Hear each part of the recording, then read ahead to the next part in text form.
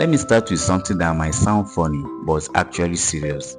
Why is it that once a lady turns a certain age, everybody suddenly becomes a marriage consultant? Until when I'm eating rice, your mates are there carrying babies. Don't wait too long. Market no dey too last. Is it tomato that we are selling?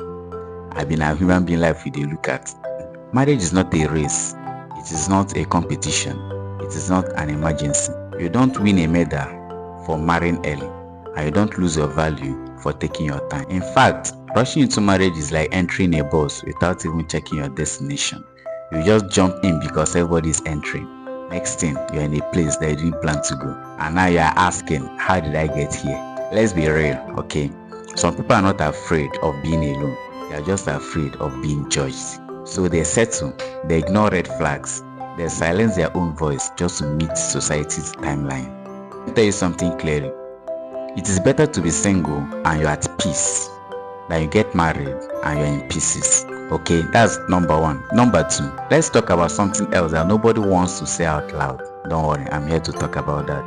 The double standard system. Now, what does that mean? When a woman cheats, the world ends. It's as if her own life has come to an end. They insult her, they call her prostitute, they label her, in fact, they tear her apart.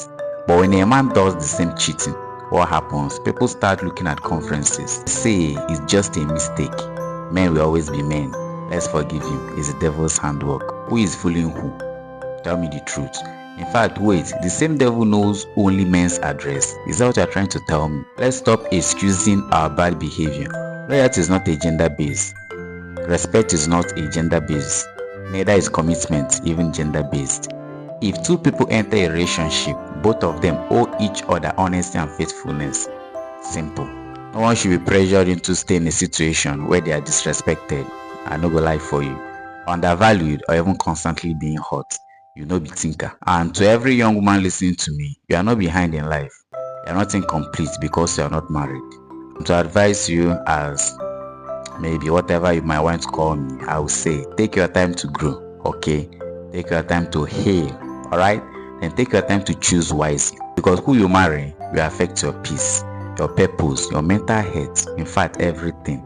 The person you decide to marry today is the person that will define the kind of life you are going to live throughout your lifetime. If you already made a mistake, if you choose wrong, if things didn't work out the way you must have planned it to be, your life is not yet over, okay?